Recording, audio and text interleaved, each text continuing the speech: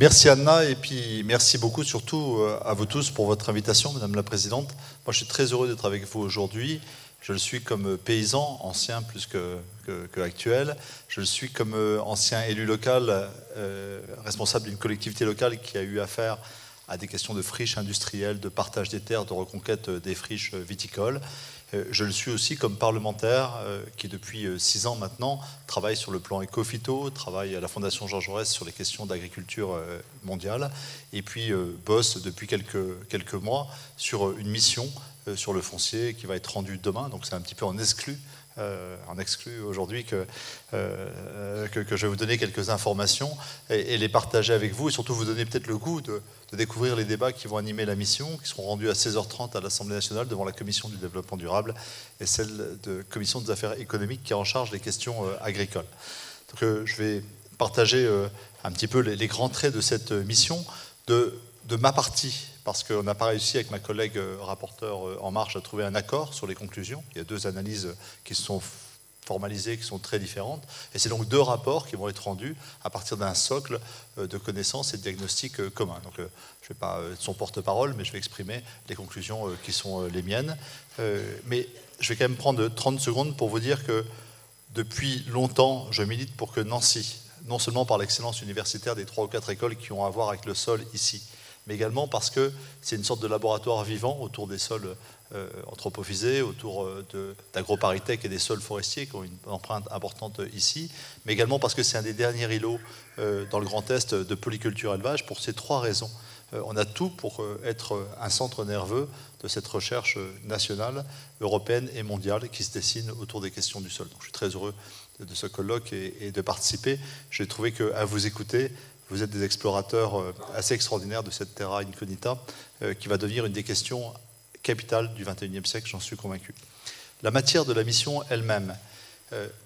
Il y a 5 ans, plusieurs députés ont croisé leur regard sur les désordres qui venaient perturber ce qui a été longtemps le pacte qui a lié le foncier, nos terroirs, à la République et qui ordonnait l'agrandissement des fermes, l'équilibre entre les fermes, le pacte Pisani-Tanguy-Prigand qui, après-guerre, est venu donner une priorité au travail, à l'entrepreneuriat par rapport à la propriété, à installer le statut du fermage, les régulations, les SAFER et tous les mécanismes qui font que le foncier n'est pas une marchandise comme les autres, elle est un outil de travail régulé, géré comme un commun.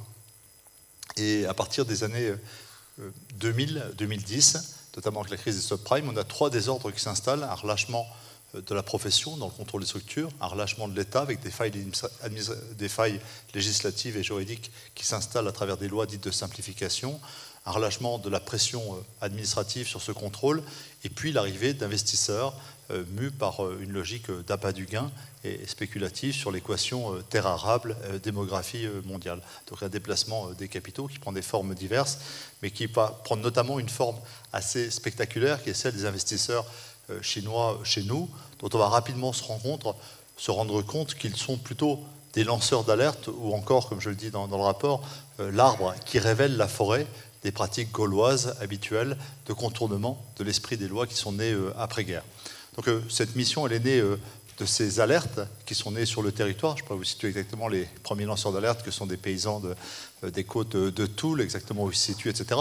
Et puis le regroupement et la découverte de ces 3 causes qui provoquent une fragmentation. Ce rapport fait donc suite à 2 essais législatifs qui ont permis des avancées, mais qui ont été largement insuffisants. Je pense à la loi d'avenir agricole, qui a eu un volet foncier suite à l'insistance du travail parlementaire que nous avions fait. Je pense à la loi Sapin 2, puis à la loi accaparement de terre que j'ai portée quelques jours avant la fin de la dernière session parlementaire du dernier mandat, mais qui a été en partie censurée par le Conseil constitutionnel. En juillet, fort de l'expérience de ces impasses législatives liées notamment à une constitution qui protège plus la liberté d'entreprise et la propriété privée que la terre comme un bien commun, nous avons décidé d'avoir une vision plus holistique, de prendre du recul, et à travers une mission parlementaire, de regarder l'ensemble des interactions de ce qui se jouait autour du foncier.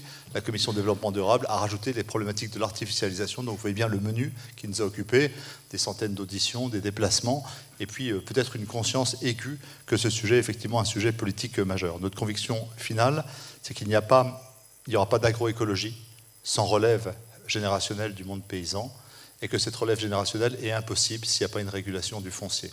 C'est l'affirmation centrale de ce rapport qui lie les stratégies d'agrandissement dans leur démesure, quelles que soient les sources capitalistiques, à un appauvrissement des sols et la logique de l'appât du gain comme cause principale de celle de l'artificialisation. Et c'est à ces sujets-là que s'attaquent essentiellement les propositions que je formule, en rappelant une phrase de Edgar Pisani, né il y a tout juste un siècle, en octobre 1918. Il disait, il y a 40 ans, c'était en 79, beaucoup d'entre vous n'étaient pas nés, le maintien des biens de la nature parmi les biens marchands ne conduira à l'accélération des phénomènes menaçants dont nous sommes déjà les témoins. Donc ça, c'était il y a 40 ans, ce que disait Pisani des questions du sol. On a réglé le rapport en 3 parties. La première, c'est la question du partage des sols. La deuxième touche à sa protection. Et enfin, on a quelques mesures plus transversales qui balayent à la fois la protection et le partage des sols et qui nous invitent peut-être à un changement de paradigme dans la prise en compte dans les politiques publiques modernes de cette question capitale. Sur la question du partage, je vais vraiment faire un tour d'horizon et peut-être donner le goût d'écouter, de vous procurer le rapport dans les 24 heures. Simplement vous dire que la clé de voûte d'une politique foncière est la reconnaissance des paysans, de l'actif agricole, comme acteur principal de la maîtrise de l'usage et de la propriété du sol par rapport à des logiques plus spéculatives ou plus d'investissement qui aient d'autres motivations que celles de la paysannerie, y compris dans ses formes entrepreneuriales modernes. L'idée de condamner, de réguler le travail délégué, qui est une des formes d'agrandissement par la concentration spéculative, nous paraît, par la concentration productive. Le travail délégué, c'est le travail à façon délégué entièrement à une entreprise de travaux agricoles ou à un autre agriculteur, qui sont des formes d'agrandissement qui contournent les politiques des structures, nous apparaissent pouvoir être définies désormais dans le code rural et faire l'objet de régulation. Et puis, nous proposons surtout de rétablir le droit par rapport à un phénomène sociétaire qui contourne allègrement toutes les réglementations. Vous avez un système aujourd'hui qui est totalement aberrant où, pour prendre une image, pour ceux qui ne sont pas experts, vous avez une sorte de radar qui est campé, qui va prendre une voiture qui va rouler à 85 km/h. Elle dépasse de 80 la norme de la surface agricole, machin, mais elle ne va pas prendre quelqu'un qui va rouler à 200 km/h. Et en plus, cette personne, sur le plan fiscal, ne passe pas au péage et ne paye pas les droits de succession. Donc on a une sorte d'aberration totale du système et on propose de rétablir le droit entre les différents acteurs qui interviennent sur le marché foncier. Nous proposons, et ça va faire certainement un grand débat, de moderniser les instruments publics. Vous savez que traditionnellement, les directions des territoires s'occupent du contrôle des structures, les SAFER de la préemption et du portage. Et nous pensons que ce système part trop fragmenté. Si on rajoute le rôle des SAFER sur le foncier rural et celui des EPF sur le foncier urbain, nous paraît un paysage beaucoup trop fragmenté par rapport aux enjeux que vous venez de décrire pendant tout votre colloque. Et nous proposons une unification à travers une autorité publique, non pas une agence de l'État, mais une autorité publique qui puisse reprendre l'ensemble de ses fonctions et les porter avec l'autorité qui est celui de l'État et de l'intérêt général. Il y a bien sûr une variante qui est celle d'une SAFER dont les puissances seraient étendues, mais je ne vais pas m'attarder sur ces variantes. Nous proposons de créer un livret vert au service d'un portage partagé et durable du foncier qui vise notamment 3 catégories d'investisseurs. La première est celle des familles agricoles et des GFA familiaux et des paysans eux-mêmes, dans des quotités qui sont précisées dans le rapport. Celle des collectifs citoyens, de terre de liens à toutes les formes d'investissement citoyen. On en a des beaux exemples dans le Toulouse avec 150 citoyens qui ont défriché 5 hectares pour installer 2 viticulteurs, en passant par les collectivités locales qui ne nous paraissent pas être des investisseurs indécents par rapport aux enjeux de foncier que vous avez décrits. On redit que le fermage est une idée neuve, c'est une idée d'avenir. Nous sommes sur du capitalisme au temps long, sur du capitalisme sécurisé, et il n'y a pas de raison de remettre le fermage dans le jeu du marché. Nous serions totalement en décalage avec les objectifs attendus. On propose également sur cette partie de rétablissement, j'en ai terminé pour les questions du partage, et je voudrais dire quelques mots de protéger dans la minute qui me reste. Le premier élément qui fait écho à beaucoup de propos que j'ai entendus cet après-midi vise à créer un instrument de mesure universel qui nous permette de mesurer et de caractériser les sols dans leur qualité et d'avoir un instrument de mesure des quantités. Il n'y a pas de politique publique sans évaluation et cet outil nous manque aujourd'hui. Il y a une disponibilité, il suffisait d'universaliser et d'acter dans le droit qu'il y a un instrument de mesure commun pour que chaque communauté de communes sache dire non seulement les zones d'activité économique ou urbanisée qu'elle a, mais le potentiel de capital naturel alimentaire qu'elle a à disposition. Nous proposons également d'expérimenter, et ça je le ferai avec l'Université de Lorraine sur notre territoire, sur le Saintois, un outil innovant de prospective avec les outils numériques actuels, des effets d'une décision locale sur l'effet planétaire, gaz à effet de serre, déforestation importée, etc. Bref, de retrouver un outil d'animation locale, d'une vision globale des citoyens et des paysans, des métropolitains et des ruraux sur la gestion des sols. Nous proposons d'aller, et là on rentre dans le dur, vers une neutralité en termes de dégradation des terres. Nous nous inscrivons ainsi dans l'école de Benoît Grimont-Pré, de l'école de Poitiers, de droit rural, et cette notion de non-dégradation de terres, NDT, met le foncier au même régime que les autres capitaux de la nature. C'est le cas notamment des sites, de l'eau, etc. Donc nous avons une montée en puissance juridique des sols qui vise leur inscription à l'article L110 du Code de l'environnement, ainsi reconnu comme bien commun de la nation. Ils bénéficieraient des mêmes compensations que le sont d'autres patrimoines de la nature, et nous changerions totalement de paradigme, pour reprendre le langage que j'ai entendu, et ça exigerait des compensations lorsque l'artificialisation est rendue indispensable, et il faudrait absolument la compenser avec des outils tels que vous les avez développés tout à l'heure. On propose que la zone agricole protégée devienne la norme et non plus l'exception. C'est une petite révolution pour ceux qui connaissent un peu le droit rural. Et nous proposons évidemment une couverture, une révision de tous les instruments pour les rendre actifs. Je dis 3 mots des questions transversales que nous proposons d'aborder. Je saurais plus donner le goût que évoquer vraiment. Les questions de l'anticipation, elles passent par une nouvelle géographie de la gouvernance. Nous pensons qu'aujourd'hui, elle est trop dispersée. Elle s'appuie sur des périmètres qui sont dépassés. Et nous proposons de faire des schémas de cohérence territoriaux, le cadre et le creuset des politiques foncières. Actuellement, les SCOT ont visé à économiser du sol agricole, mais ne se sont jamais intéressés au devenir de ces sols agricoles. Or, il y a autant d'enjeux dans l'appauvrissement des sols que dans leur non-artificialisation. Tous les spécialistes du GIEC, de la FAO et du monde entier le disent aujourd'hui. Donc, nous devons avoir une vision holistique de l'usage des sols.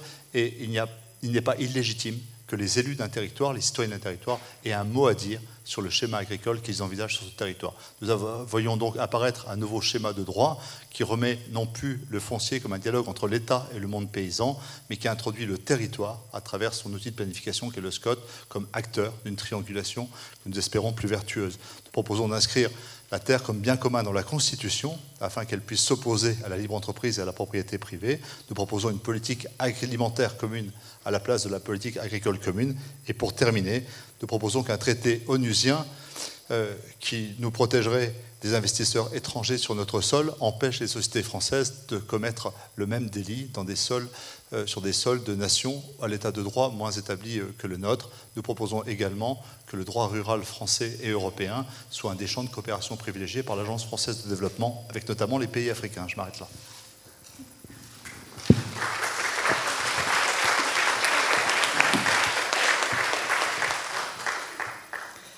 Merci beaucoup. On a 5 minutes pour prendre quelques questions, des éclaircissements sur ce qui vient d'être présenté. Désolée pour le bruit. Est-ce que quelqu'un a une question ?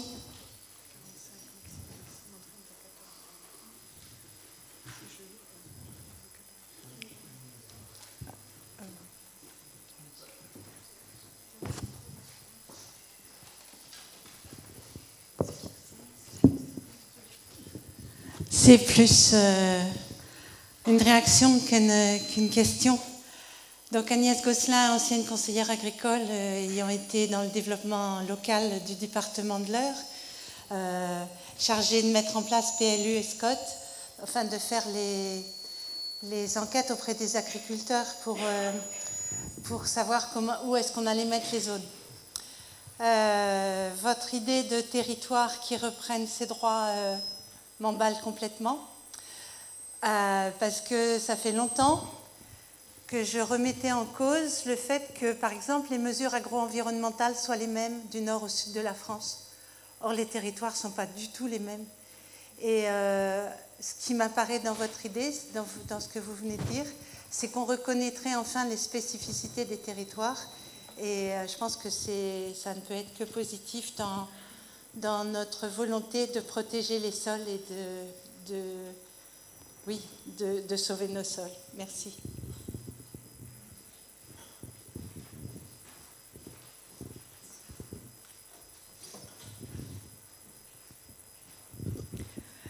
Je vais compléter ce qu'a dit Agnès, qui est aussi la secrétaire générale de l'AFES. T'as oublié de le dire. en disant que, évidemment, les territoires sont différents du nord au sud, d'est en ouest, et que pour les caractériser, ça c'est je vais jouer vraiment ma casquette de présidente et dire que pour caractériser les territoires, il faut utiliser les experts, les bons experts, et que ça c'est quelque chose qui me semble important. Quand je dis ça, c'est sciemment, parce que des pédologues, des spécialistes du sol, en fait, à peu près n'importe qui peut le dire, l'être, mais il n'y en a pas 10 000 en France. Et donc, je parle pour les sols, mais ça marche pour tous les experts. Il y a beaucoup d'experts qui finalement se décrètent experts sans lettres, et beaucoup d'experts qui ne sont pas reconnus pour ce qu'ils sont. Donc soyez attentifs à ça dans vos propositions, que le travail soit fait par des gens de qualité. Pour la Lorraine, j'ai aucune inquiétude. Merci Dominique. C'est une question bordelaise. Française. Il n'y a pas d'autres questions, je réponds. Si.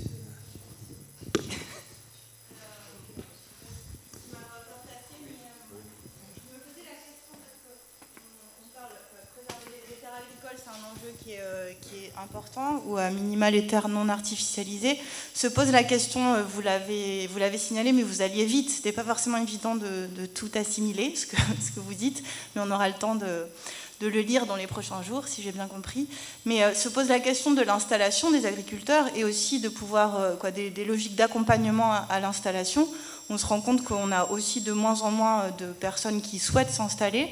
C'est un métier qui n'est pas forcément évident. Et puis d'aide à l'installation, est-ce que vous l'intégrez aussi dans ces orientations? Vous l'avez peut-être dit, mais je ne l'ai pas entendu en tout cas.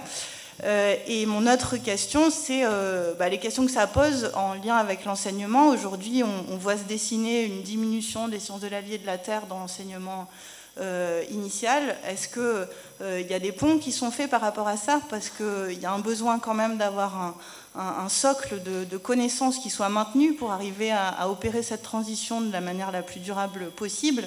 Et aujourd'hui, ce n'est pas forcément l'orientation dans laquelle on va. Merci. Pas plus de... Non, mais on doit partir ensemble, oui. Et il faut qu'on ait le même temps de parole. C'est une question oui. Donc je vais faire extrêmement vite. On ne traite pas toute la question de l'installation et de l'économie agricole. Ce n'est pas un rapport sur l'économie agricole. C'est un rapport sur le foncier. Et on dit simplement qu'il n'y aura pas de relève générationnelle si le foncier participe du CAC 40. Nous, on propose qu'il participe plutôt du livret A. Je vais passer rapidement, mais j'ai trouvé un capitalisme du portage citoyen, d'un portage partagé et d'un portage de long cours. Donc on choisit un mode de propriété capitalistique de ce type-là. C'est le livret A plutôt que le CAC 40 pour faire vite, quoi. Si on ne fait pas ça, il n'y aura plus d'installation. Si on laisse la démesure du travail délégué ou des sociétés d'investissement, on change, on fait une agriculture de firme et plus de ferme, et cette agriculture-là sera moins productive sur le plan économique, social et environnemental. Et surtout sur le plan environnemental, elle va détruire les fonctions sociales et économiques dans des spirales toutes les révélations du GIEC et de la FAO sont extrêmement inquiétantes. Je ne vais pas vous dire les effets du sol sur la dégradation des nutriments, etc. Enfin, on est sur des spirales infernales. Donc la question du sol n'est plus une question négociable. Si on fait de la demi-mesure, en 2018, on n'est pas au rendez-vous. Donc on propose des mesures extrêmement radicales, puisque c'est notre assurance vie qui est en jeu. Sur la question de la recherche et du développement, on a deux pistes qui sont données. Une qui est nationale, qui s'appuie sur des savoirs qui ne sont pas assez étayés aujourd'hui. C'est la question de la remédiation du sol et la question de la rénovation du bâti ancien dans les solutions d'urbanisme. Remédiation des sols pour des compensations, et puis rénovation du bâti ancien qui bute encore aujourd'hui sur des impasses économiques pour être attractif pour des classes moyennes, voire populaires. Donc ça, c'est un vrai sujet pour trouver ça. Sur le plan européen, on propose de lancer un grand plan, je ne vais pas le dire en anglais, mais c'est une seule santé, Rodolphe. Mais ça, on propose dire qu'autour de l'initiative 4 pour 1000, il faut que l'Europe s'arme d'une politique de recherche-développement sur la qualité des sols, sur la santé des sols, qui soit une politique d'une immense ambition. On a eu un avantage agronomique, moi j'ai vérifié dans l'océan Indien, dans différents déplacements sur les phytos, qui aujourd'hui s'étiole, puisque depuis quelques décennies on a démissionné. Il faut réinvestir les sciences du sol comme une science du futur et en faire une architecture de recherche européenne, c'est capital. Donc ça, on propose un programme de recherche européen et puis ce programme français que j'ai décrit. Vous avez évoqué... Vous n'avez pas posé la question, mais je me permets de donner la réponse. Vous avez évoqué le paiement des fonctions systémiques. Je suis contre ces systèmes. Je le suis comme paysan, je le suis comme citoyen, je le suis comme politique. C'est une impasse. L'agronomie suppose le génie paysan. Le génie paysan, il a une part de liberté. Il faut donner des objectifs et des contraintes aux paysans, mais pas des normes. Toutes les mesures agro-environnementales ont un rendement écologique extrêmement faible. parce que c'est du normatif. Il faut, comme l'abbé, donner 5 interdits. Et je propose qu'on fasse la haute valeur environnementale, 5 objectifs que librement les paysans atteindront. Je propose un système plus entrepreneurial sur des objectifs à atteindre. Voilà. Et ça, c'est complètement un autre système. Tous les écolos que je fréquente ou scientifiques qui parlent de paiement écosystémique créent un enfer normatif et un rendement de l'argent public extrêmement faible. Il faut faire le pari d'une dynamique de la puissance publique qui est rejointe par une dynamique entrepreneuriale. Le monde paysan y est prêt, puisque la révolution culturelle a été faite. Et puis je leur dis, une seule santé, du sol à l'homme, c'est un récit extraordinaire parce qu'il est humaniste, il rejoint l'esprit de l'école de Nancy qui nous rassemble aujourd'hui, et il est quelque chose qui peut rassembler politiquement des gens d'horizons très divers et faire créer des dynamiques territoriales et planétaires à la hauteur des enjeux.